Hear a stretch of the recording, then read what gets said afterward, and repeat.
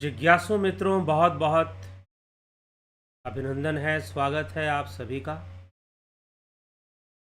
आज के इस कार्यक्रम में।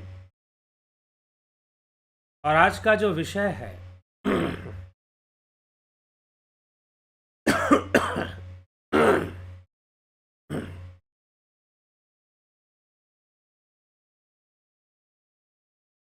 आज का जो विषय है आत्मा और चित्त का रहस्य। किसी महानुभाव ने एक प्रश्न किया, इस बात को लेकर हमेशा मन में संशय बना रहता है कि चित्त क्या है। अब चित्त की व्याख्या योग शास्त्र में मिलती है, अद्वैत शास्त्रों में भी मिल जाती है, लेकिन सांख्य शास्त्र में जो विकासवाद है उसमें चित्त की व्याख्या नहीं दी हुई है। बुद्धि की दी हुई है, अहंकार की दी हुई है, मन की दी हुई है, इंद्रियों की दी हुई है। फिर 3 प्रकार के अहंकार और 3 प्रकार के अहंकार से, सात्विक अहंकार से इंद्रियों का जन्म होता है।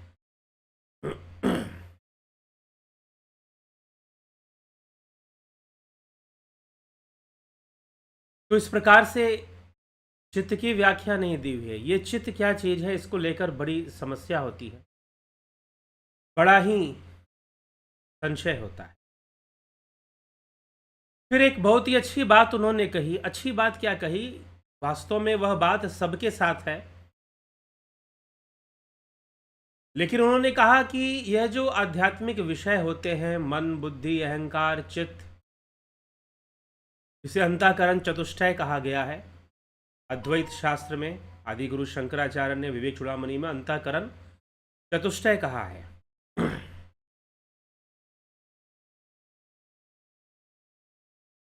तो ये बड़े ही रहस्यमय विषय लगते हैं। फिर सूक्ष्म शरीर, फिर कारण शरीर, इनके बारे में जो भी जानकारी मिलती है वो बड़ी स्पष्ट सी नहीं जान पड़ती है, स्पष्ट नहीं होती है। चीजें स्पष्ट नहीं होंगी जब तक आप अभ्यास की प्रक्रिया से नहीं जुड़ेंगे, जब तक आप इनके साथ व्यवहारिक नहीं होंगे, प्रैक्टिकल नहीं होंगे, तब तक स्पष्ट नहीं होंगी।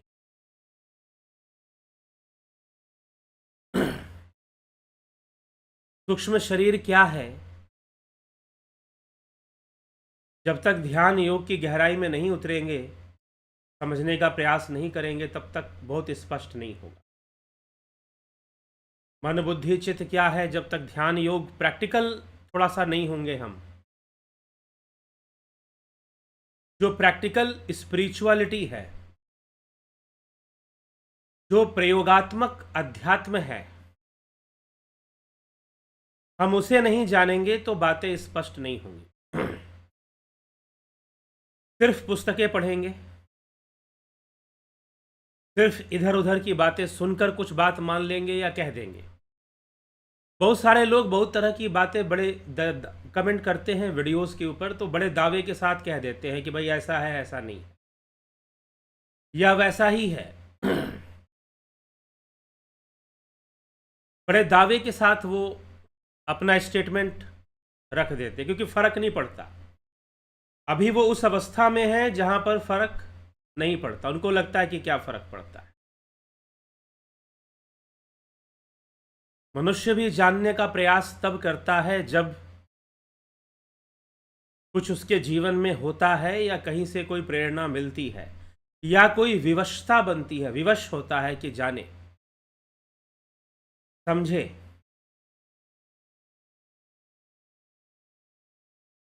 नहीं तो यह माया इतना उलझाए रखती है मनुष्य को कि वो कई बार अपने स्वार्थ और अहंकार से ऊपर उठकर सोच ही नहीं पाता। एक राजनीति में फंसा हुआ व्यक्ति, चाहे लाखों लोग मर रहे हों, उसके घर के भी लोग मर रहे हों, बेचारा राजनीति की बातें ही सोचेगा। वो इस प्रश्न की खोज नहीं करेगा कि ये मृत्यु को क्यों होती है, मृत्यु क्या है, जन्म क्या है, जीवन क्या है, जीव क्या है?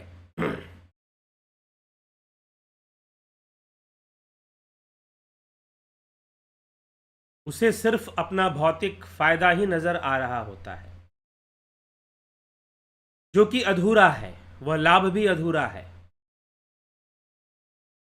हम अधूरे लाभ की ओर बढ़ते रहते हैं और शायद सोचते हैं कि एक दिन हम हर चीज़ को नियंत्रित कर लेंगे, हम एक दिन दुनिया पे शायद कंट्रोल कर लेंगे, हर चीज़ हमारे नियंत्रण में आ जाएगी। तो हम अपने अंदर राजनीतिक शक्तियों को पैदा करने की कोशिश करते हैं, लेकिन क्या करें? आखिर मनुष्य विवश है प्रकृति के समक्ष, काल के समक्ष। किसी की ताकत हमेशा नहीं चलती। वो एक समय के लिए शक्तिशाली बन जाए और कुछ कर दिखाए, मनमर्जी कर ले। समय बदलेगा, परिवर्तित होगा और उसे इस बात का एहसास करवा देगा कि भाई हमेशा तुम्हारी नहीं चलेगी, हर वक्त तुम्हारी ही नहीं चलेगी। लेकिन उसे बड़ा दुख होगा। उस हर वक्त हमारी ही नहीं चलेगी, क्यों नहीं चलेगी? ऐसा समय आए कि हर वक्त हमारी ही चले। लेकिन फिर भी कुछ लोग होते हैं जो हमेशा इस प्रयास में लगे रहते हैं जो नहीं हो सकता। और जब कुछ होने लग जाता है, थोड़े दिन के लिए ही होने लग जाए, तो उनको लगता है कि शायद मैं ही सबसे ज़्यादा बुद्धिमान हूँ, मैं ही सबसे ज़्यादा सही हूँ। इस भ्रम में पड़ जाते हैं फिर।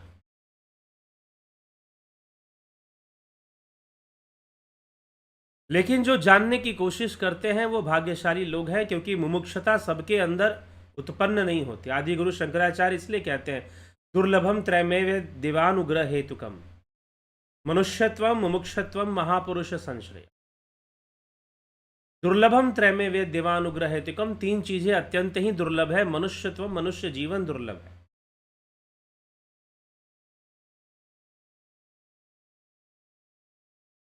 मनुष्य जीवन नर्तन भव बारिध कहु बेड़ो, सन्मुख मरुत अनुग्रह मेरो।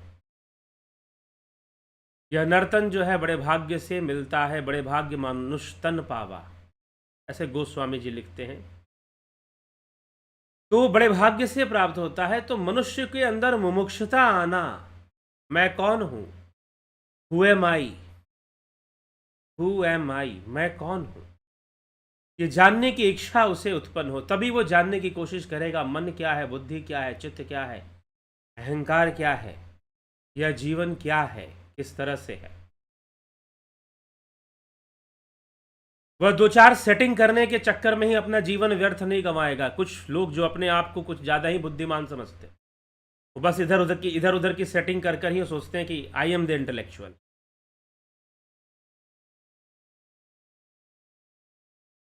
तो विवेकी कौन है, बुद्धिजीवी कौन है, ज्ञानी कौन है? जिसने जीवन का मर्म सही से समझा हो। और कई बार जो ज्ञानी है वो इसकी चिंता नहीं करते।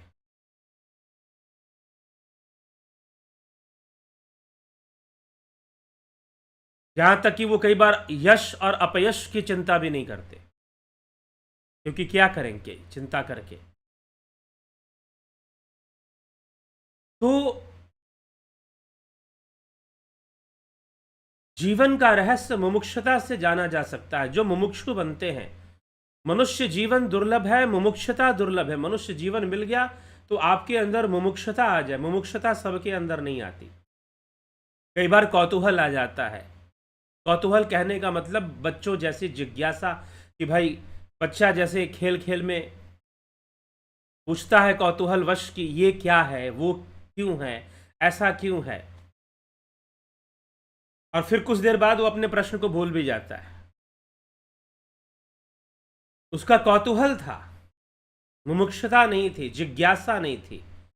जिज्ञासा होना और कौतूहल होने में बहुत अंतर है। तो जो मुमुक्षु है, मुमुक्षु कहने का मतलब जो मोक्ष की इच्छा रखता है। लेकिन यह बात कहना कि मोक्ष की इच्छा रखना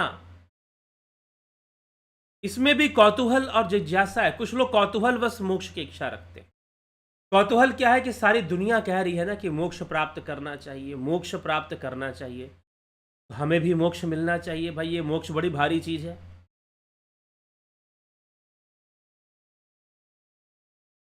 कई बार लोग वैसे ही मोक्ष के लिए डुबकी लगाते रहते हैं गंगा जी में। कई बार मोक्ष के लिए लोग कुछ और करते रहते हैं। लेकिन एक अंदर से जो जिज्ञासा होनी चाहिए कि मुझे मोक्ष चाहिए, तो मोक्ष का रास्ता क्या है? मोक्ष का रास्ता आत्मज्ञान है। भगवान शिव माता पार्वती से यही बात तो कहते हैं कि इदम तीर्थमिदम तीर्थ भ्रमंती तामसा जना आत्म तीर्थम न जानंती कथम मोक्षम वरानने, कि जो बहुत सारे तीर्थों की यात्रा मोक्ष के लिए करते हैं, लेकिन वो तामसी लोग अगर आत्म तीर्थ की यात्रा नहीं करते, अगर उन्हें आत्मज्ञान नहीं होता, तो उनके लिए मोक्ष संभव नहीं है। कथम मोक्षम वरानने, उन्हें भला मोक्ष कैसे मिल पाएगा जिन्होंने आत्म तीर्थ की यात्रा ही नहीं की। तो मोक्ष प्राप्ति में यह ज्ञान मार्ग है कि हम जाने कि यह आत्मा क्या है, यह चित्त क्या है, मन बुद्धि चित्त अहंकार क्या है। हम अपनी संरचना को समझें कि हम क्या हैं। एक कंप्यूटर है, वो कैसे काम कर रहा है, उसका हार्डवेयर, उसका सॉफ्टवेयर, उसका ऑपरेटिंग सिस्टम, ये सारे मिलकर किस प्रकार से काम कर रहे हैं। तो वैसे ये जो मनुष्य जीवन है, हमारा जो व्यक्तित्व है, इसकी भी तो संरचना है। ये भी एक असेंबलिंग से बना है। ये भी कोई ऐसा नहीं कि एक अकेले में कोई चीज है, नहीं। इसकी भी अपनी एक असेंबलिंग है। जैसे कि इसका भी हार्डवेयर है, इसका भी सॉफ्टवेयर है, इसके पीछे सूक्ष्म शक्तियां काम कर रही हैं। जैसे एक कंप्यूटर है, एक रोबोट है, उसके पीछे पावर काम कर रही है, इलेक्ट्रिसिटी काम कर रही है, बैटरी की पावर जो इलेक्ट्रिसिटी पैदा कर रही है। तो ये हमारा जो जीवन है, इसके पीछे भी कई चीजें काम कर रही हैं। जब आपको मोक्ष की इच्छा होगी, तो आप इसको जानने की कोशिश करो कि हाउ वी आर असेंबल्ड, हम कैसे असेंबल्ड हुए हैं। क्या हमारे असेंबलिंग में सिर्फ हार्डवेयर है, सॉफ्टवेयर नहीं है? तो वो सॉफ्टवेयर क्या है, और उसके पीछे भी जो एनर्जी काम कर रही है, वो कैसे काम कर रही है, उसको प्रेरित करने वाला कौन है? तो हम जानने की कोशिश करेंगे। यह मुमुक्षुता है। जब हम वास्तविक रूप में मुमुक्षु बनेंगे, तो उस आत्मज्ञान के प्रति प्रेरित हो जाएंगे। तो फिर ऐसे प्रश्न आपके अंदर आएंगे कि आत्मा और चित्त क्या है। फिर आपके अंदर ऐसे प्रश्न आएंगे, किसी जिज्ञासु ने ऐसा प्रश्न किया, आत्मा और चित्त मुझे समझ में नहीं आता, इन दोनों में भिन्नता, फिर बुद्धि और चित्त एक ही है क्या? मन और चित्त एक ही है क्या?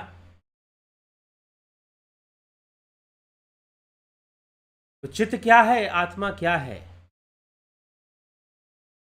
आत्मा को किस ढंग से समझा जाए, चित्त को किस ढंग से समझा जाए। अब बौद्ध दर्शन के विज्ञानवाद में चित्त ही विज्ञान है। योगाचार मत में निरालंबनवाद का सिद्धांत आता है बौद्ध दर्शन के अंदर। इसके प्रवर्तक असंग माने जाते हैं। संभवतः आर्य असंग एक बौद्ध भिक्षु हुए, असंग। शून्यवाद के प्रवर्तक नागार्जुन माने जाते हैं। अगर आप इन विषयों को जानना चाहते हैं, तो बहुत जल्द मेरी एक पुस्तक प्रकाशित होने वाली है, जो बौद्ध दर्शन और वैदिक दर्शन दोनों का तुलनात्मक अध्ययन उसमें हो जाता है।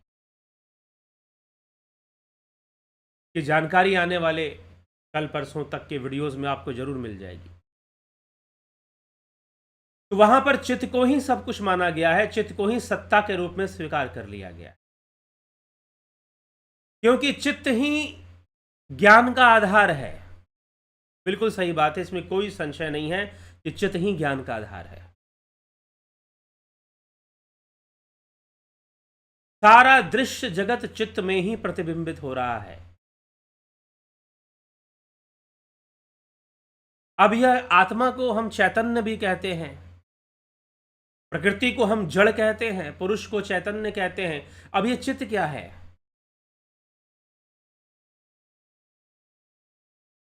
यह चित्त क्या है फिर? क्योंकि चित्त में भी चेतना जुड़ी हुई है, तभी इसको हम चित्त कहते हैं। चित्त में भी चेतना जुड़ी हुई है, तभी हम इसको चित्त कहते हैं। तो महर्षि पतंजलि ने अपने योग शास्त्र में, पतंजलि योग सूत्र, पतंजलि योग सूत्र में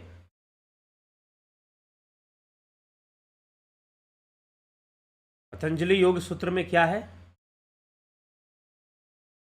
मन, बुद्धि और अहंकार मन, बुद्धि और अहंकार, इन तीनों को एक साथ चित्त माना गया है। इन तीनों को कंबाइंड फॉर्म में, जैसे कि कंप्यूटर के अंदर मदरबोर्ड होता है, मदरबोर्ड में बहुत सारी चीजें लगी होती है, प्रोसेसर भी लगा होता है, आपका रैम भी लगा होता है,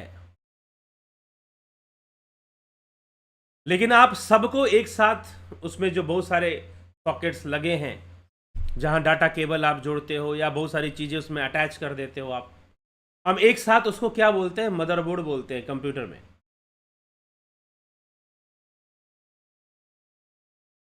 तो वैसे ही चित्त क्या है? महर्षि पतंजलि इस विषय में कहते हैं कि मन, बुद्धि, अहंकार, जिसको कपिल मुनि ने सांख्य दर्शन में बताया है, सांख्य सूत्र में बताया है, जिसे कपिल मुनि ने सांख्य सूत्र में बताया है, बुद्धि, अहंकार और मन, ये तीनों ही एक साथ समष्टि रूप में चित्त माने गए हैं, इसी को चित्त कहते हैं।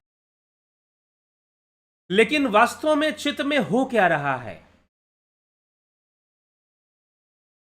चित्त में, चित्त का आधार कौन सा गुण है? चित्त का आधार सत्व है, सतोगुण चित्त का आधार है, क्योंकि चित्त ज्ञान का आधार है।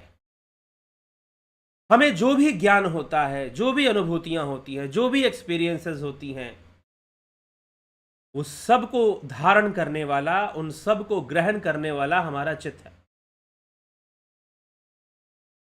चाहे जो भी भावनाएं हैं, दुख का भाव है, सुख का भाव है, इन सब को ग्रहण करने वाला हमारा चित्त है। चित्त के कॉन्सेप्ट को अच्छे से समझिए, कंफ्यूज होने की जरूरत नहीं है। अद्वैत शास्त्र में जब हम जाते हैं तो अंतःकरण में, अंतःकरण चतुष्टय में मन, बुद्धि, चित्त, अहंकार ऐसे कह दिया जाता है, तो हमें लगता है कि चित्त एक अलग विषय है। लेकिन योग शास्त्र में चित्त की व्याख्या थोड़ी ज्यादा मिलेगी, पतंजलि के योग शास्त्र में। कैवल्यपाद में भी चित्त के लय की बात कई बार कही गई है। चित्त का लय होने से मन, बुद्धि, अहंकार सब लय में चले जाते हैं। अब चित्त जो है एक डाटाबेस भी है अपने आप में, हमारी अनुभूतियों का डाटाबेस, हमारे ज्ञान का एक हार्ड ड्राइव की तरह भी वो काम करता है, जिसमें कि सब कुछ स्टोर्ड है। अनेक जन्मों के कर्म, अनेक जन्मों की अनुभूतियां, अनेक जन्मों के संस्कार उसमें है।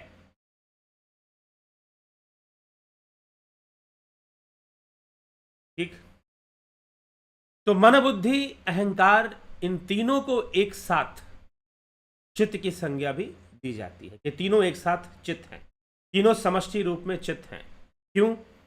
अब इसे चित्त शब्द का प्रयोग क्यों हुआ? चिदणु भी कहते हैं कि चित्त जो है चिदणुओं से मिलकर बना है।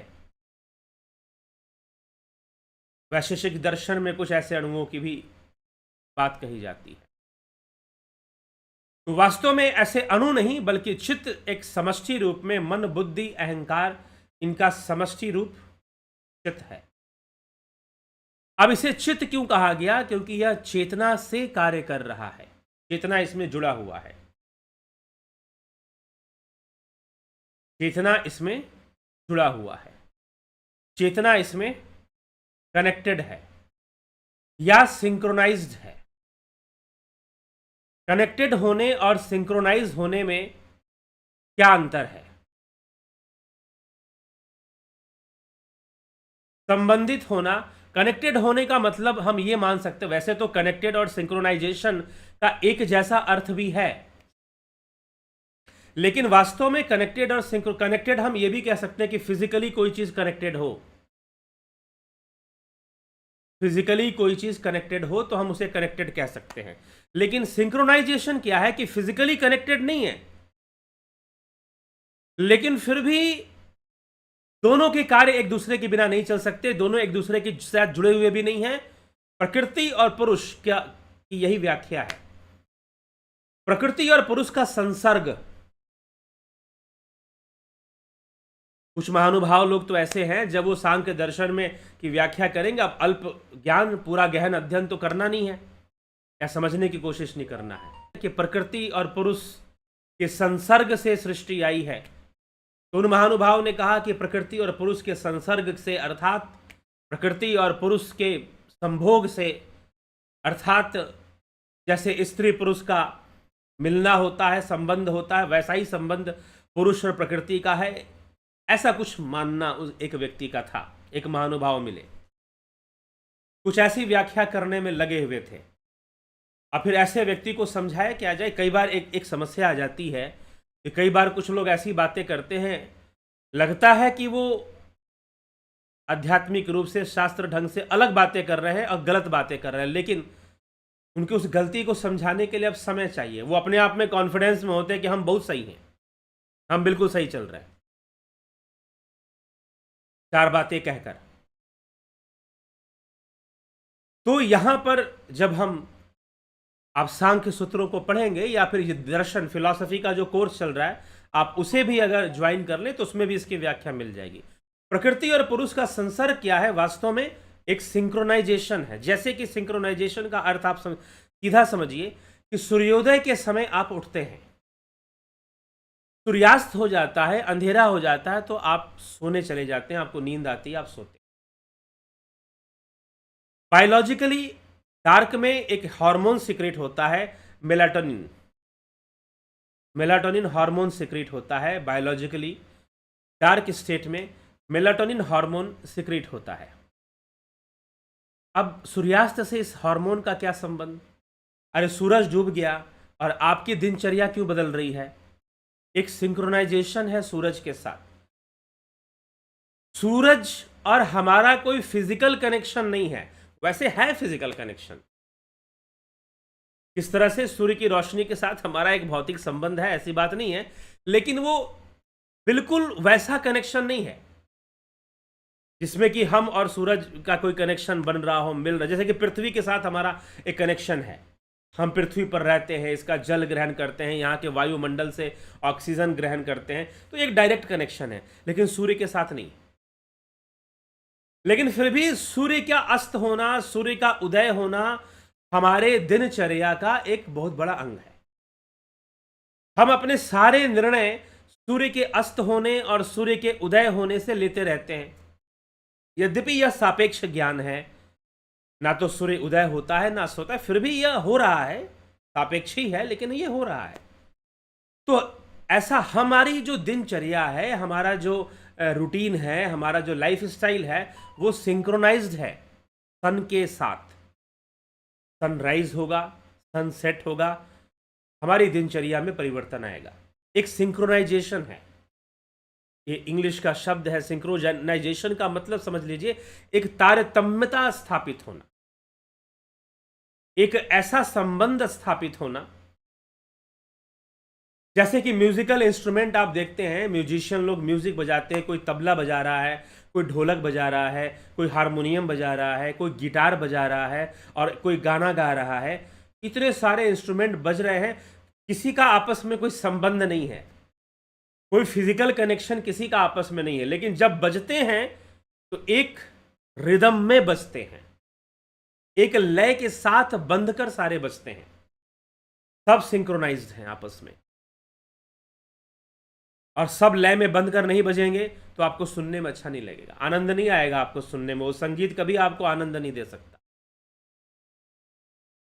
तो वैसे ही प्रकृति और पुरुष का एक सिंक्रोनाइजेशन है, और इस सिंक्रोनाइजेशन से एक नई सृष्टि होती है।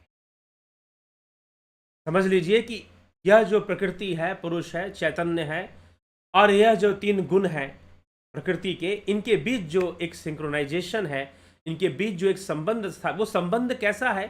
बस ऐसा ही है कि वो है भी और नहीं भी है। सूर्य का हमारे साथ कोई संबंध नहीं। सूर्य कितनी लाखों मीलों, कितने हजारों वर्ष युग, कितने दूरी डिस्टेंस है, कोई डिस्टेंस बताया जाता है विज्ञान में, बहुत दूरी पर सूर्य है, लेकिन फिर भी हमारा जो लाइफ स्टाइल है सनसेट और सनराइज पे डिपेंड करता है। एक सिंक्रोनाइजेशन है, एक सामंजस्य बना हुआ है चीजों के साथ, वस्तुओं के साथ। तो उसी प्रकार से प्रकृति और पुरुष का जो संसर्ग है वो इसी प्रकार का संसर्ग है। उसमें दोनों कोई मिल नहीं रहे हैं, दोनों कोई एक, कभी भी चेतना कभी भी मिक्सअप नहीं होती प्रकृति में, ध्यान रखिएगा। वह जो पुरुष तत्व है, वह जो चैतन्य तत्व है, वो निष्क्रिय है और सर्वदा निष्क्रिय है। हाँ, ये अलग बात है कि वह सक्रिय बना रहा है प्रकृति को, ये अलग बात है।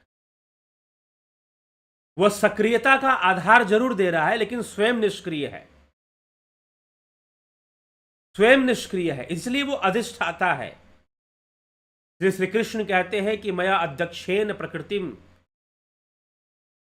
प्रकृति जो है मया अध्यक्षेन, मेरी अध्यक्षता में यह प्रकृति जो है चराचर जगत को रचती है, क्रिएट करती है। श्री कृष्ण भी कह रहे हैं, और सांख्य सूत्र में भी पुरुष को अधिष्ठाता कहा गया है। सांख्य सूत्र में भी पुरुष को अधिष्ठाता कहा गया है, चैतन्य को अधिष्ठाता कहा गया है। तो वह जो चैतन्य है वह निष्क्रिय है, वह निष्क्रिय तत्व है, वह निष्क्रिय रहते हुए सबको सक्रिय कर देता है। तो उसका आधार लेने के कारण मन बुद्धि अहंकार की क्रियाएं चलती हैं, और उसका आधार जोड़कर जब हम मन को अलग से समझते हैं, बुद्धि को अलग से समझते हैं, अहंकार को अलग से समझते हैं, लेकिन इन तीनों को एक साथ समझकर जब हम इसमें आत्म तत्व को भी हम जोड़ देते हैं, तो वह जो समष्टि है चैतन्य के जुड़ने से, क्योंकि चैतन्य के बिना तो किसी का आधार ही नहीं बनेगा ना। अब जैसे आप फिल्म देखने जाते हो पर्दे के ऊपर, आप सिनेमा हॉल में जाओगे, आप सिनेमा हॉल में, थिएटर में, वहां पर पर्दा है और उस पर्दे पे आप फिल्म देखते हो, तो फिल्म तो पर्दे पे है ही नहीं, वास्तव में कोई फिल्म पर्दे पर नहीं है, लेकिन फिर भी फिल्म दिखाई दे रही है। पर्दे का आधार लेकर फिल्म चल रही है। एक प्रोजेक्टर लगा हुआ है, बहुत पावरफुल प्रोजेक्टर्स यूज होते हैं, और वो उस पर प्रोजेक्ट करते हैं। प्रोजेक्टर हाउस होता है जहां से प्रोजेक्ट किया जाता है, और उस पर्दे पर फिल्म चलती है।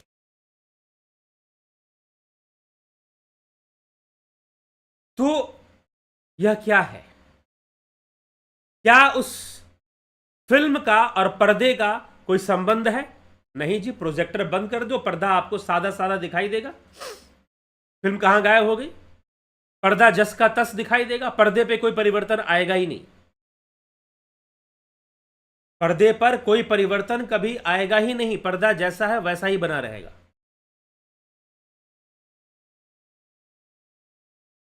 बस उस पर फिल्म चल रही थी, लेकिन फिल्म अलग, पर्दा अलग, लेकिन कुछ देर के लिए दोनों सिंक्रोनाइज थे।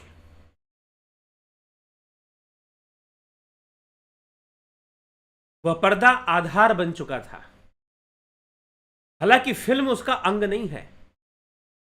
जो सिनेमा आप देख रहे थे, जो चलचित्र आप देख रहे थे, वो उसका पार्ट है ही नहीं। पर्दे का अपना एक अलग अस्तित्व है, लेकिन उसी का तो आधार लेकर सारी फिल्म चल रही थी।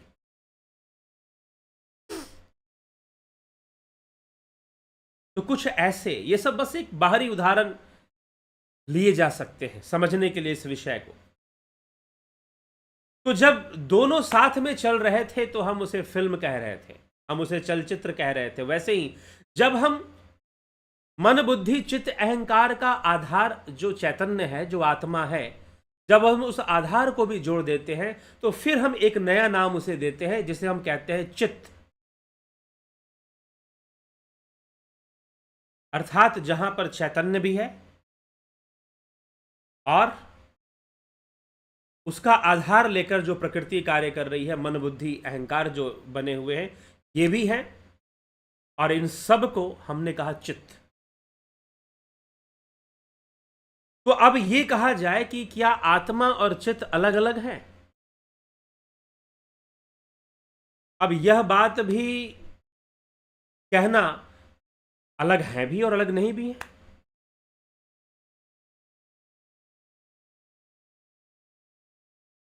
अब चित्त के बिना आत्मा हो सकता है, लेकिन आत्मा के बिना चित्त नहीं हो सकता। आत्मा के बिना मन बुद्धि अहंकार भी नहीं हो सकते। तो आत्मा है, एक आधार दे रहा है, वो चैतन्य, उसका चैतन्य है, उसी का आधार लेकर चित्त का अस्तित्व बन रहा है। तो चित्त भी प्रकृति के विकासवाद की ही एक प्रक्रिया है। चित्त का अस्तित्व भी विकासवाद का परिणाम है, और चित्त का परिणाम, चित्त के होने का परिणाम ज्ञान है। आपको जितनी भी अनुभूतियां हो रही हैं, जितना भी ज्ञान हो रहा है, वह सब का ग्रहण करता चित्त ही है, चित्त ही है। उन सब में, उस चित्त में आत्मा दृष्टा है। योग सूत्र कहता है उस चित्त में आत्मा दृष्टा है। इन इंद्रियों से इस जगत का जो भी अनुभव है चित्त ग्रहण कर रहा है, और उस चित्त के अंदर उसको देखने वाला आत्मा स्वयं है। तो चित्त का अस्तित्व इस बात पर निर्भर है कि दृष्टा और दृश्य का संबंध होना चाहिए। बीच में चित्त है, दृष्टा और दृश्य का संबंध बनने से चित्त विकसित हो जा रहा है, डेवलप हो जा रहा है। जैसे कि सिनेमा हॉल में किरणों का और पर्दे का, किरणों पर जब जो रेज होती हैं प्रोजेक्टर से निकलती हैं, वो पर्दे पे जाके टकराती हैं तो फिल्म को बना देती हैं, पर्दे पर बहुत बड़ी फिल्म शुरू हो जाती है।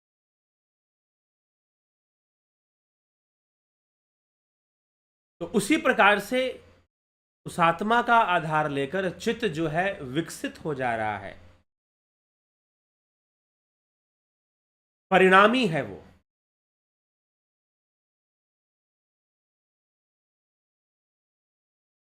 तो हमारी जितनी भी स्व अनुभूतियां हैं वो सब का सब, उन सब का आधार और उन सब को ग्रहण करने वाला यह चित्त है। अब इस चित्त में ही मन बुद्धि अहंकार कार्य कर रहा है, इससे अलग नहीं है।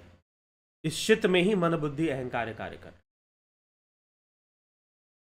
लेकिन अगर हम ये कहें कि अच्छा मन बुद्धि अहंकार यही चित्त है, नहीं, चित्त इससे और भी बहुत कुछ है। मन बुद्धि अहंकार चित्त है, लेकिन अगर कहोगे कि चित्त इतना ही है तो चित्त इतना ही नहीं है।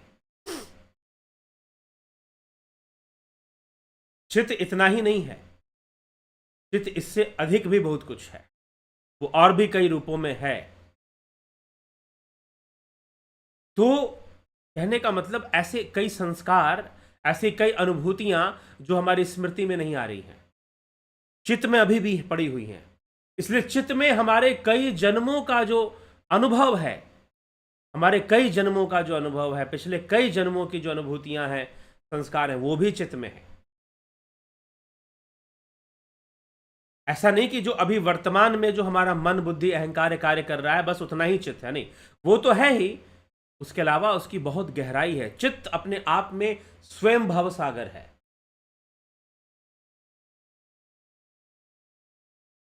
इसलिए विज्ञानवाद ने कहा कि यह संपूर्ण संसार वास्तव में इसका अस्तित्व हमारे चित्त में। विज्ञानवाद ने साइकोलॉजिकल एग्जिस्टेंस की वो बात कर रहे हैं, बौद्ध दर्शन। यह बात सत्य है, लेकिन इंद्रियां अनुभूतियों को उत्पन्न करती हैं, लेकिन फिर भी इंद्रियां अनुभूतियों को किसी निश्चित परिस्थिति में ही प्रकट करती हैं। भले ही परिस्थितियां निश्चित हों, लेकिन है तो इंद्रियों से सीमित। जैसे कि मान लीजिए अगर ठंडे पानी को आप छूओगे तो ठंडक लगेगी, उसे उबाल दीजिए, आप गर्म कर दीजिए, अब डालोगे हाथ तो हाथ जलेगा। जी हाँ, ये अनुभूति हमें इंद्रियों से ही हो रही है। लेकिन यह भी बात सत्य है कि अगर पानी को गर्म नहीं किया जाता तो हाथ जलता नहीं। इसका मतलब बाह्य बाह्य स्थिति को भी हम नकार नहीं सकते। लेकिन फिर भी जितनी भी अनुभूतियां आ रही हैं वह इस बात पर निर्भर है कि इंद्रियां आपको क्या दे रही हैं। इसलिए उनकी सीमा मानी गई है कि वह इंद्रिय अनुभूति तक सीमित है। इंद्रियां ही तो बता रही है ना कि ये गर्म है, ये ठंडा है। इंद्रियों ने ही तो आपको यह ज्ञान कराया कि भाई इस परिस्थिति में ठंडा अनुभव होगा और इस परिस्थिति में गर्म अनुभव होगा। तो सारी चीजें इंद्रियां ही बना रही हैं और चित्त के अंदर उत्पन्न कर रही हैं। सारी चीजें इंद्रियां ही निर्मित कर रही हैं, सुख और दुख का निर्माण भी कर रही हैं और चित्त के अंदर उसे प्रतिबिंबित करती हैं। उसका दृष्टा आत्मा है। तो चित्त भी प्रकृति के विकासवाद का एक परिणाम है। लेकिन चित्त को समष्टि रूप में लिया गया है। मन, बुद्धि, अहंकार इनकी समष्टि और फिर इन्हीं के द्वारा उत्पन्न होने वाले हमारे संस्कारों के बीज। तो चित्त सूक्ष्म शरीर का अंग है कि कारण शरीर का अंग है? चित्त का अस्तित्व दोनों में है, सूक्ष्म में भी है, कारण में भी। चित्त का अस्तित्व कहां नहीं है? तो चित्त का अस्तित्व मात्र और मात्र निर्बीज समाधि में नहीं, क्योंकि सारे कर्मों के बीज चित्त में ही अपना अस्तित्व बनाकर रखते हैं। तो निर्बीज समाधि जहां कोई बीज ही ना रहे, निर्बीज समाधि या कैवल्य हम कहें, वहां पर चित्त का लय होगा। नहीं तो चित्त है, चित्त ही संचित कर्मों को रखने वाला है, संचित करके रखता है। हम कहते हैं ना कि जिन कर्मों का फल हमें नहीं मिला, जिन कर्मों का फल हमें नहीं मिला उसे हम संचित कर्म कहते हैं। तो संचित कर्मों को संभाल के रखने वाला, सेव करने वाला, कंप्यूटर में ऑप्शन होता है ना कि भाई फाइल को सेव कर दो। तो संचित कर्मों को सेव करके रखने वाला यह चित्त ही है। समय आने पर आपको उसका फल देने वाला यह चित्त ही है। चित्त के अंदर ही गुणों की क्रिया प्रतिक्रिया चलती रहती है और कर्म पैदा होते रहते हैं। चित्त के अंदर ही गुणों की क्रिया प्रतिक्रिया चलती रहती है और कर्म पैदा होते रहते हैं। तो यह संपूर्ण जगत भी चित्त का आधार लेकर ही प्रतिबिंबित हो रहा है, अनुभव गम में हो रहा है, अर्थात इसकी अनुभूति हो पा रही। तो अनुभव का आधार, इसलिए चित्त में कौन सा गुण प्रधान होता है? तो चित्त में सत्व की प्रधानता मानी गई है, सात्विक गुण की प्रधानता मानी गई है। हाँ, आधार रहेगा, तामसिकता भी रहेगी, राजसिकता भी रहेगी, लेकिन सबसे ज्यादा उसके अंदर सात्विकता रहती है, क्योंकि यह ज्ञान का आधार है। सारी अनुभूतियों को यह संजोता है, इकट्ठा करता है। आपकी जो भी एक्सपीरियंसेस हैं इनको पकड़ के रखने वाला यह चित्त ही है।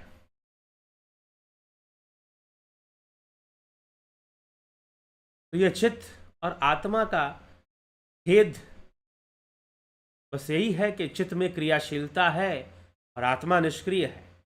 वह पुरुष तत्व, वह चैतन्य निष्क्रिय है। लेकिन चित्त बिना आत्मा के नहीं है, आत्मा ही उसका आधार है। इसलिए यह कहना कि चित्त आत्मा, ठीक है, और यह कह दें कि चित्त आत्मा से अलग है, यह भी बात सही नहीं होगी। तो हम चित्त को आत्मा से अलग भी नहीं कह सकते, और हम ये कह दें कि चित्त को आत्मा से अलग भी नहीं है और चित्त आत्मा भी नहीं है। चित्त एक विकसित, प्रकृति के विकासवाद में एक विकसित तत्व चित्त है। अब यह चित्त की व्याख्या कपिल मुनि ने नहीं की, तो क्योंकि यह मन, बुद्धि, अहंकार की उन्होंने कर दी। तो महर्षि पतंजलि उसी का आधार लेकर कहते हैं कि इन तीनों को ही हम एक साथ चित्त कहते हैं।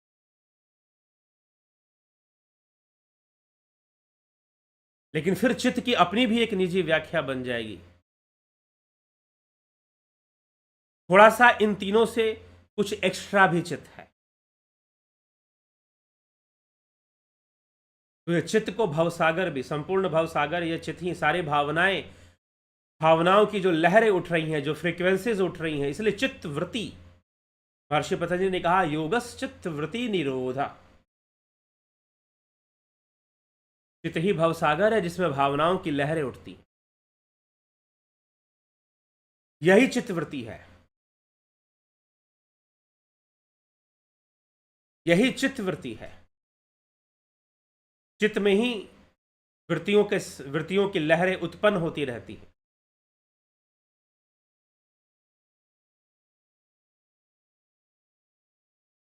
तो इसलिए चित्त के अंदर प्रतिक्रिया चल रही है तो उसे हम आत्मा भी नहीं कह सकते हैं। जब ये लहरें शांत हो जाएंगी, बिल्कुल शांत, स्थिर, तो वहां सिर्फ चैतन्य रहेगा, फिर वहां चित्त नहीं रहेगा, वहां चैतन्य रहेगा। चैतन्य और चित्त में यही अंतर है। बाकी हम इस बात को, यह एक ऐसा विषय है कि जब तक आप अपने भीतर उतरोगे नहीं, देखो, जब तक प्रैक्टिकल नहीं बनोगे, ध्यान योग की गहराई में उतरोगे नहीं, तब तक ये सूक्ष्म विषय बहुत अच्छे से हमें समझ में नहीं आते। जब खुद ध्यान योग करते हुए तुम्हारा विचार शांत होंगे तो लगेगा कि हाँ, एक ऐसी अवस्था भी हमारे जीवन में है जहां पर बिल्कुल शांति है, मन में कोई विचार नहीं, बिल्कुल शून्य जैसा अनुभव होने लग जाता। वहीं पर तो स्वरूप की स्थिति बनेगी, स्वरूप की अवस्था बनेगी, जिसे महर्षि पतंजलि कहते हैं तद्द्रष्टु स्वरूपे अवस्था।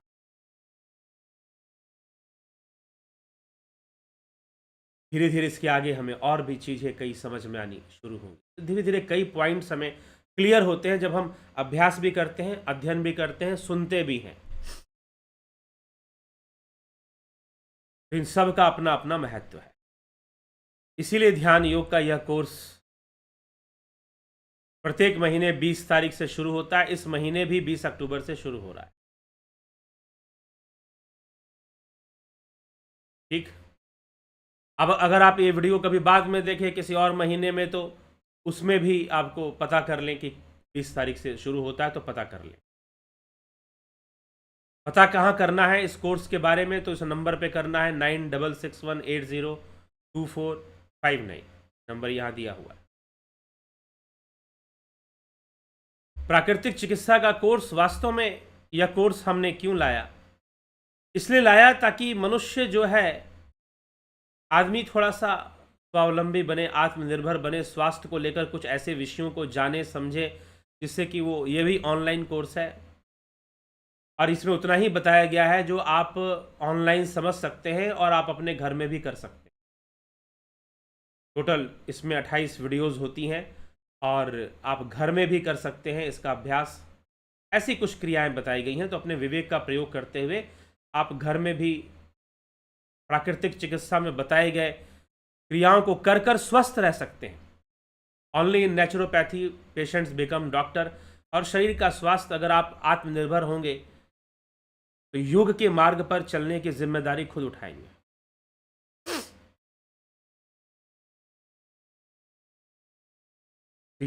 इसलिए यह कोर्स भी लाया गया। अभी हठ योग आसनों के ऊपर भी कोर्सेस बाद में हम लाएंगे। फिलॉसफी का कोर्स, ताकि हमें अपना भारतीय दर्शन और पाश्चात्य दर्शन की जानकारी हो पाए, एक तुलनात्मक अध्ययन हो पाए। जैसे अभी मैं सांख्य शास्त्र की बात कर रहा था, तो सांख्य शास्त्र इस विषय में क्या कहता है, बौद्ध दर्शन क्या कहता है, इन सब की जानकारी इस कोर्स में हो जाती है। योग शिक्षक course, yoga teacher training course, वास्तव ये जो कोर्स मैंने लाया है वो किस लिए लाया है? देखिए, यह कोर्स, वास्तव में इस कोर्स की रचना मैंने नहीं की है। मैं आपको बता दूं, इस कोर्स की रचना मैंने नहीं की है, मेरे द्वारा यह कोर्स नहीं बनाया गया है। यह जो कोर्स है, भारत सरकार YCB योगा सर्टिफिकेशन बोर्ड एक परीक्षा लेता है योग शिक्षक बनने की, लेकिन उसके संदर्भ में कोई पढ़ाई लिखाई अगर आप करना चाहें तो कॉलेज यूनिवर्सिटी ज्वाइन कर सकते हैं। लेकिन सरकार ने यह छूट दी है कि अगर आप स्वयं से भी पढ़ लें, आप स्वयं से भी पढ़ लें और आप कोई कॉलेज ज्वाइन ना करना पड़े आपको, और आप खुद से पढ़कर, और या कहीं से भी आप गाइडलाइंस ले लें, किसी स्कूल कॉलेज में एडमिशन लेना या फिर इस तरह का कोई करने की, कोई फॉर्मेलिटी करने की ज़रूरत नहीं है।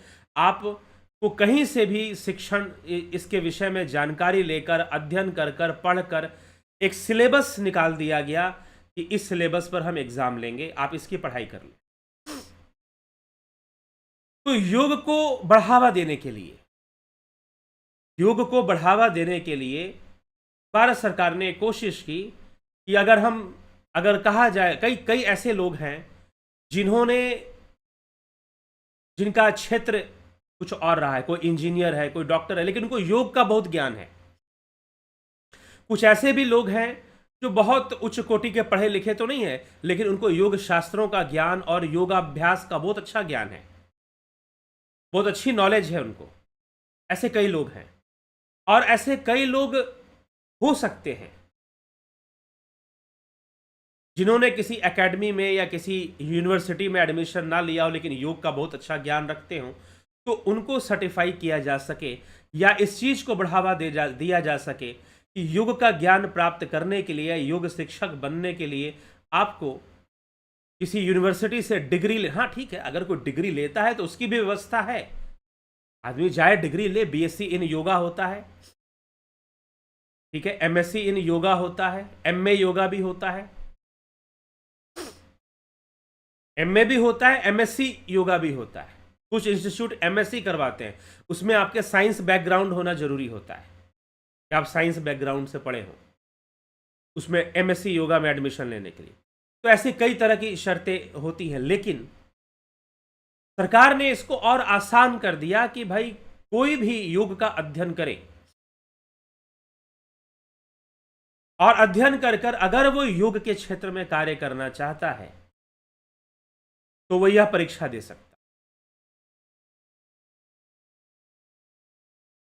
और इसके लिए कोई एलिजिबिलिटी क्राइटेरिया नहीं रखी गई, बस 18 साल की उम्र से आपकी उम्र ज़्यादा होनी चाहिए कि आप 18+ हो। बाकी आपने 10वीं पास की है, 12वीं पास की है, नहीं की है, यहाँ तक का भी शर्त नहीं रखी गई है। हाँ, लेकिन जो सिलेबस है उसको पढ़ पाना उसी व्यक्ति के लिए संभव होगा, जहाँ तक मुझे लगता हो, जो थोड़ा बहुत पढ़ा लिखा है।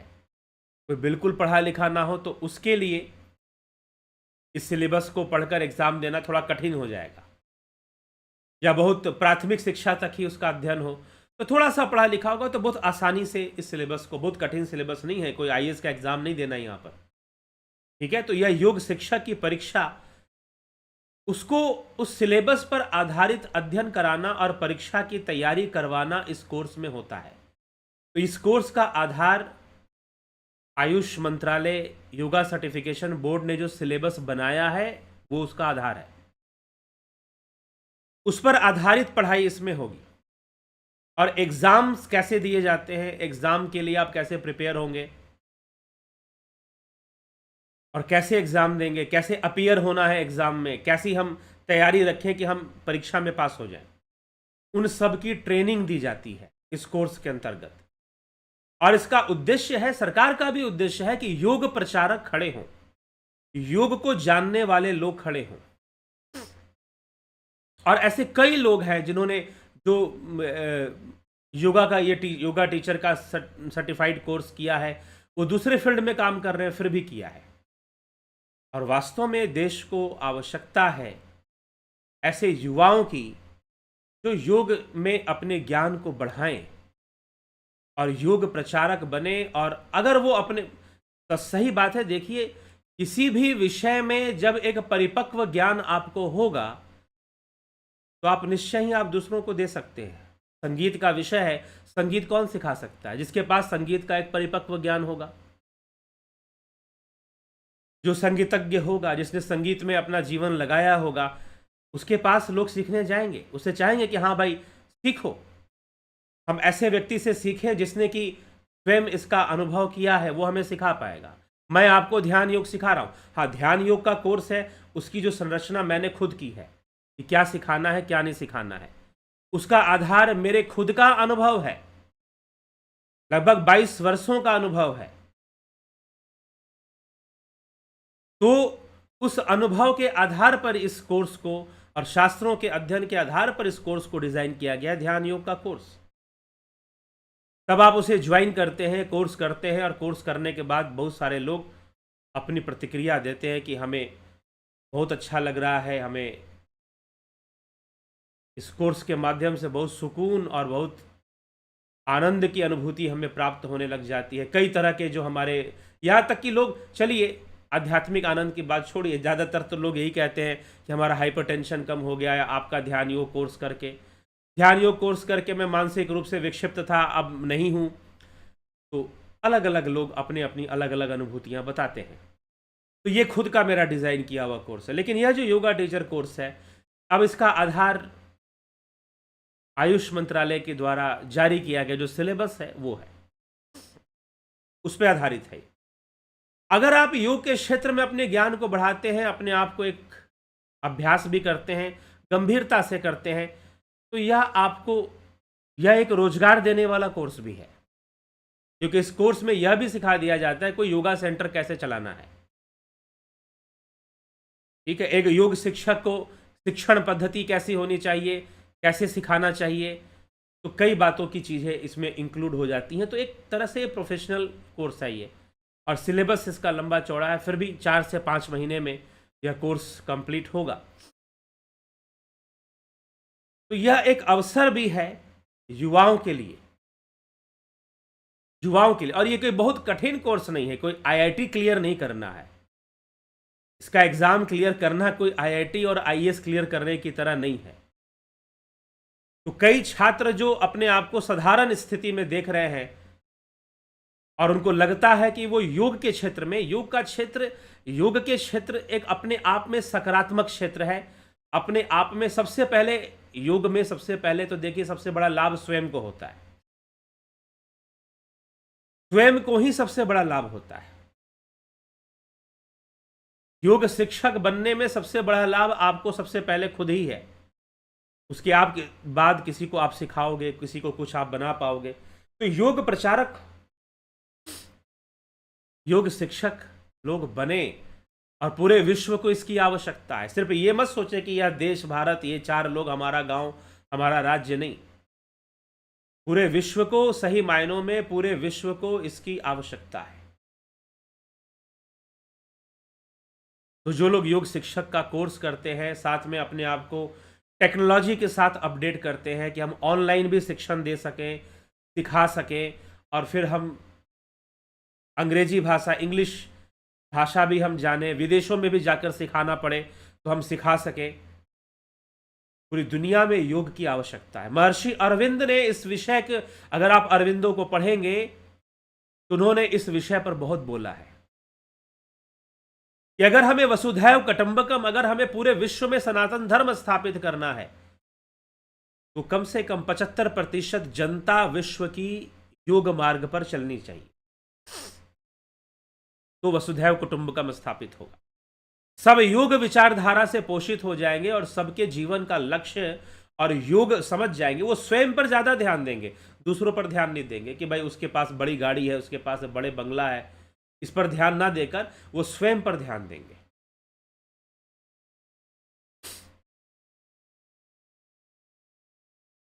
तो हमें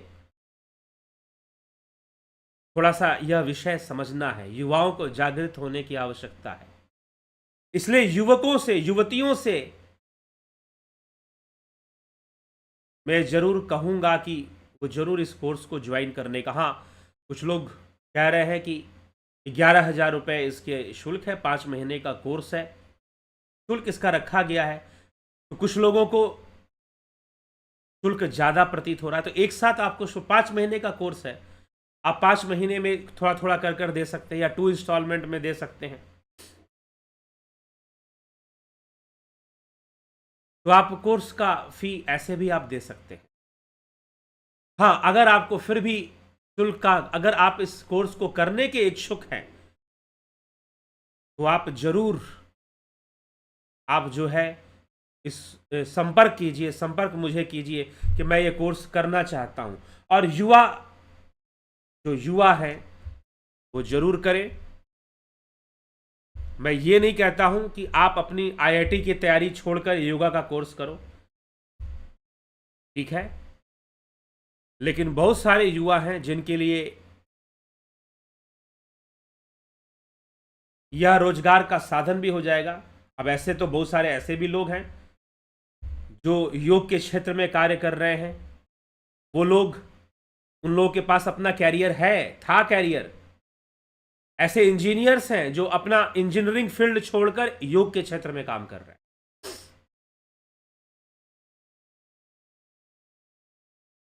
ऐसे कई लोग हैं।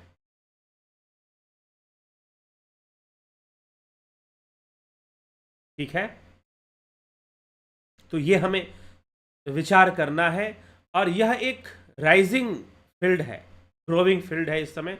योग समझना है कि ये कैसे हमें हमारे कैरियर को भी बना देता है। सबसे बड़ी बात क्या है कि एक तो हाँ, अब आप योग के बारे में अगर गलत अंडरस्टैंडिंग लेकर बैठे हैं, योगा मतलब एक्सरसाइज, अगर आप ये समझते हैं तो अब एक्सरसाइज का कोर्स क्या करना, ये बहुत बड़ी गलत धारणा है कि योगा इज एक्सरसाइज। योग कोई व्यायाम नहीं है। योग इतना बड़ा विषय है कि इसके कई हठ योग है। अब हठ योग में, हठ योग कोई एक सब्जेक्ट नहीं है, हठ योग में कई सब्जेक्ट हैं। हठ योग में आसन है, हठ योग में मुद्रा है, हठ योग में बंध है, हठ योग में कुंभक है, हठ योग में षटकर्म है। ये 5 विषय सिर्फ हठ योग में है। राजयोग में आ जाओगे तो धारणा है, ध्यान है, नादानुसंधान है, गाइडेड में हठ योग में की साधनाएं हैं। तो योग के अंदर कई टॉपिक्स बनने शुरू हो जाते हैं, कई सब्जेक्ट बनने शुरू हो जाते हैं। तो अगर आप योग को ये समझ लोगे योगा इज एक्सरसाइज, तो आपको कभी समझ में नहीं आएगा कि योगा कोर्स में ये इतना बड़ा ये टीचिंग और एग्जाम का सरकार को करने की जरूरत क्या है। Yoga is not exercise.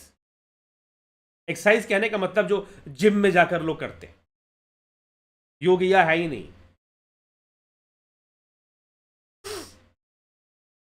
योग यह है ही नहीं।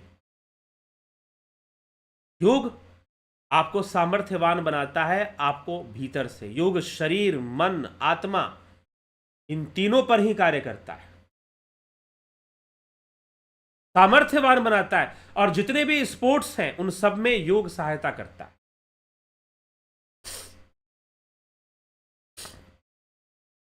अभी कुछ दिनों पहले मैं एक शूटर से मिला जो कि शूटिंग कंपटीशन में भाग लेते हैं एज ए स्पोर्ट्स, बंदूक चलाना, निशाना लगाना। उन्होंने कहा कि हमें सबसे ज्यादा सहायता मिलती है, सही निशाना अगर हमें लगाना है तो सबसे ज्यादा सहायता मिलती है हमें प्राणायाम से, योग से।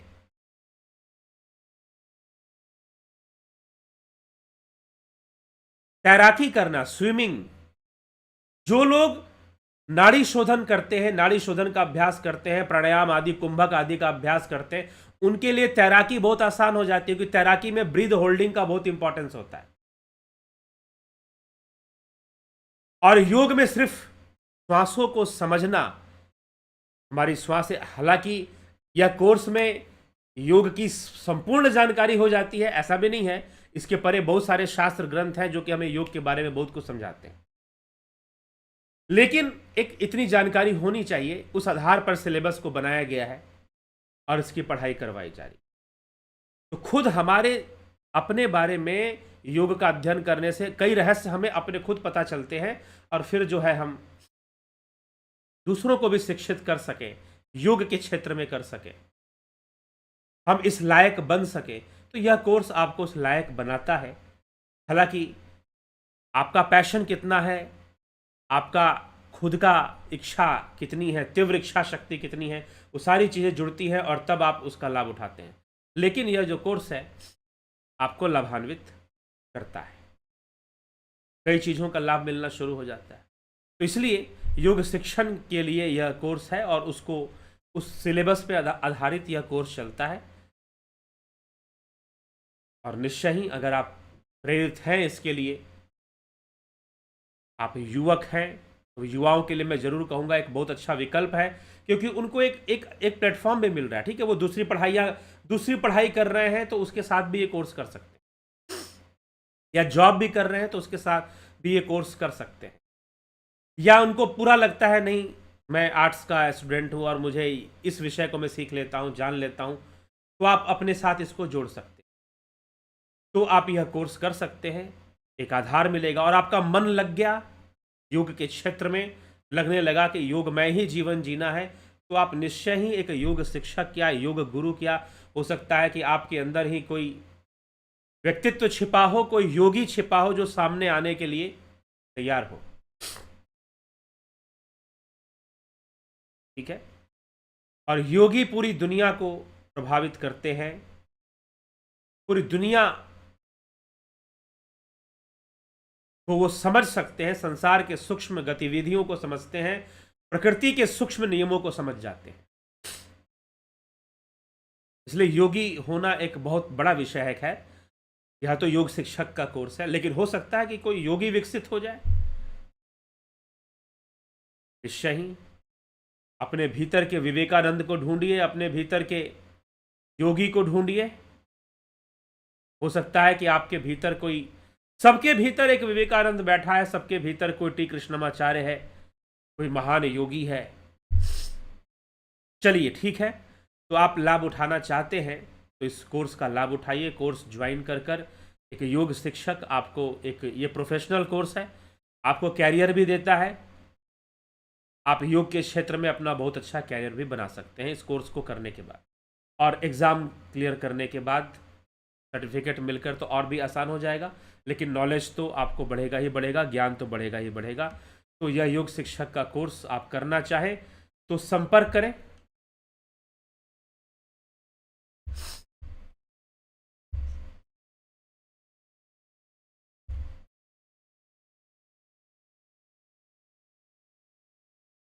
ठीक, तो इस व्हाट्सएप नंबर पर आप संपर्क कर लेंगे, और पहले भी मैं नंबर दे चुका हूं, तो आप नंबर पर संपर्क कर कर इसको जानकारी ले लें। ठीक है, चलिए तो अभी हम विराम देंगे इस कार्यक्रम को। कल फिर मिलेंगे 9 PM लाइव चर्चा में। आपके कमेंट्स भी थोड़ा देख लें। राजू पाल जी, अवधेश कुमार जी, मनोज, साईं, सतीश मास्टर जी, AK त्यागी, कन्हई कुमार, रतन सिंह, विनोद के सूद, घनश्याम सरोदे, अमन कक्कर जी, JJ जायसवाल, नरेंद्र माकोड़े, गंभीर शाह, चौपाराम जी, माधुरी कोले जी, तीरथ दास जी, शिखर शर्मा जी, राम विलास जी, प्रेम सागर यादव, संतोष कुमार, ज्ञान गंगा, हिम सुनार, कविता नायक, योगेश खैरनर,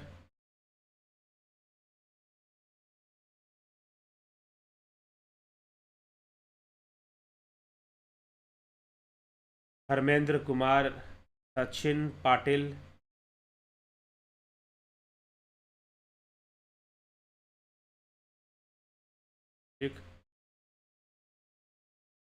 बिमला शाह जी, विष्णुचंद्र मौर्य,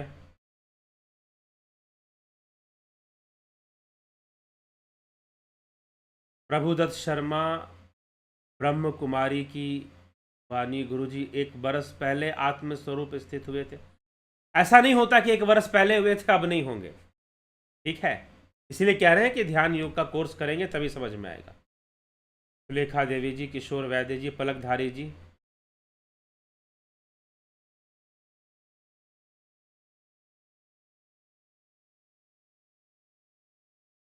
ओम तत्सत गुरुजी, कोटि नमन गुरुजी। सुबह जो साधना आप कराते हैं, मोबाइल देखने के लिए आंख खोलनी पड़ती है, ध्यान टूटता है। मैं उसके बाद फिर से रिपीट करता हूँ। पहली बात तो ये है कि अभी कल ही तो चर्चा हुई है इस विषय पर, कल ही तो चर्चा हुई है इस विषय पर पलकधारी जी। सामूहिक साधना और एकांत साधना की चर्चा हुई है। पहली बात तो आपने व्यक्तिगत प्रश्न पूछा जो यहां पूछना ही नहीं था। ठीक है, पहली बात तो आपने एक पर्सनल क्वेश्चन कर दिया जो यहां करना ही नहीं था। दूसरी बात यह है कि इस विषय पर सामूहिक साधना का महत्व और एकांत साधना का महत्व, जब भी आप सामूहिक साधना करेंगे तो आपको इंस्ट्रक्शन मिलेगा। जब भी आप सामूहिक साधना करेंगे तो आपको इंस्ट्रक्शन मिलेगा। ठीक है, इसीलिए कल के विषय में यह कहा गया कि सामूहिक साधना के साथ एकांत साधना भी करनी चाहिए। ये साफ साफ बोला गया है। तो जब ये बोला गया तो ये प्रश्न ही नहीं बनता ना फिर, क्योंकि सामूहिक साधना करेंगे तो आपको, मान लो सामूहिक साधना हो रही है और कोई भी आपको बता रहा है कि भाई ऐसे साधना करनी है, अब मोबाइल हो चाहे मोबाइल ना हो, मोबाइल हो चाहे मोबाइल ना हो, समूह में लोग बैठे हों, वहां भी जब बताया जाएगा तो सामने वाला कान खोल के सुनेगा ना, आंख खोल के देखेगा ना कि भाई सामने वाला क्या बोल रहा है, तो वहां भी आंख खोलना पड़ेगा और वहां भी कान से सुनना पड़ेगा, बाहर की बात सुननी पड़ेगी। लेकिन वो किस लिए है? ताकि सामूहिक रूप से आप बैठेंगे तो एक सामूहिक ऊर्जा उत्पन्न होती है, आपको प्रेरित करती है और आपको सही गाइडलाइंस मिलता है। तो यह बहुत ही व्यर्थ का प्रश्न बन जाता है फिर, क्योंकि आप सामूहिक साधना में बैठ रहे हैं, आप ग्रुप मेडिटेशन में बैठ रहे हैं। इसीलिए कल के विषय में मैंने स्पष्ट कर दिया था कि साधना की बहुत अच्छी परिपक्वता तब आएगी जब आप सामूहिक वाला भी करें और साथ में एकांत वाला भी करें। कल का विषय आपने नहीं सुना होगा, इसे स्पष्ट कर दिया गया था, ठीक है। और यह आपकी समस्या है, ऐसा तो नहीं है। एक बात बताइए पलकधारी राजभर जी, एक बात बताइए, ये जो आप बात बोल रहे हैं क्या सिर्फ आपके साथ है या जितने लोग को ज्वाइन करते हैं सबके साथ है? क्या आप अकेले ज्वाइन करते हैं? लेकिन समस्या सिर्फ आपके लिए है, बाकी लोगों के लिए समस्या नहीं है, ठीक। तो अब इस विषय पर आप स्वयं ही विचार करिए। तभी इसी कारण से कल का विषय मैंने लाया था कि एकांत और सामूहिक साधना में क्या अंतर है, क्या लाभ है, क्या नुकसान है। एकांत का भी नुकसान बताया था, सामूहिक का भी नुकसान बताया था, सामूहिक का लाभ भी बताया गया, एकांत का लाभ भी बताया गया। तो दोबारा उस वीडियो को सुनिए। सृजनी महंता जी, सोनी पंडित जी, गंगा दास कोराट जी, संतोष कुमार जी। कई बार हमारे साथ घटना घटती है तो हमें ऐसा लगता है कि ऐसी घटना हमारे साथ और कभी घटी थी, लेकिन कब घटी थी ये पता नहीं चलता। जी हाँ, हमारा चित्त हमें बताता है। सही पकड़ा आपने पीके सिंह जी। नहीं, चैतन्य मेमोरी नहीं है, चैतन्य को मेमोरी मत कहिए, ठीक। शिवराम कृष्ण जी,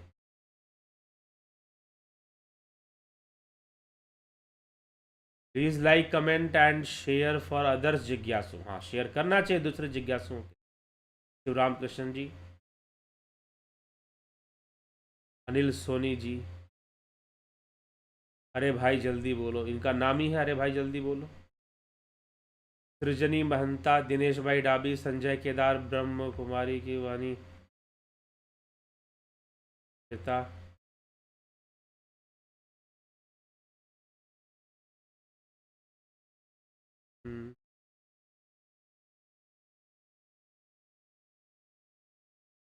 क्या आप राजयोग सिखाते हैं? जी हाँ, राजयोग सिखाते हैं। ये ध्यान योग राजयोग ही है, वास्तव में ध्यान योग राजयोग ही है। किसके आधार पर इसे राजयोग कहा जा रहा है? योग शास्त्र के आधार पर। हमारे अपनी मनमर्जी का हमने राजयोग नहीं बना दिया। कुछ लोग मनमर्जी का अपना राजयोग चला जा रहे हैं, उनका शास्त्रों से कोई संबंध ही नहीं है,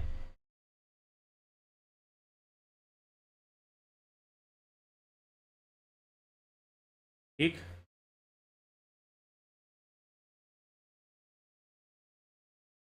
चलिए,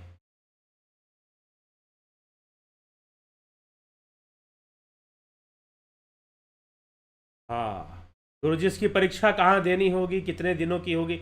इसकी परीक्षा ऑनलाइन ऑफलाइन दोनों होती है। आप अपने घर से भी दे सकते हैं परीक्षा, ऑनलाइन में भी दे सकते हैं, अपने लैपटॉप के माध्यम से भी, अगर आपके पास एक लैपटॉप है। नहीं तो कहीं से भी, कई परीक्षा केंद्र हैं जो ऑनलाइन परीक्षा देने की सुविधा देते हैं, वहां से भी दे सकते हैं। नहीं तो आप अपने घर से भी दे सकते हैं। शिवराम कृष्ण जी, गुरु जी इसकी परीक्षा कितने दिनों की होगी, क्या होगी? तो आप इस परीक्षा के लिए संपर्क कर सकते हैं, संपर्क कीजिए। मैं बताऊंगा कैसे करना है, क्या करना है, फिर आप कैसे कोर्स ज्वाइन करना है, ये सारी चीज़ें बताई जाएगी। चलिए।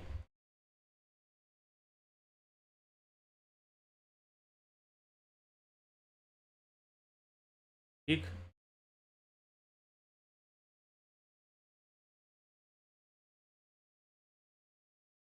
जी, क्या गर्भ में बच्चे को संस्कार दिया जा सकता है? यह तो दिया जा सकता है, तभी तो गर्भ संस्कार होता है। ठीक है, पहला संस्कार गर्भ संस्कार।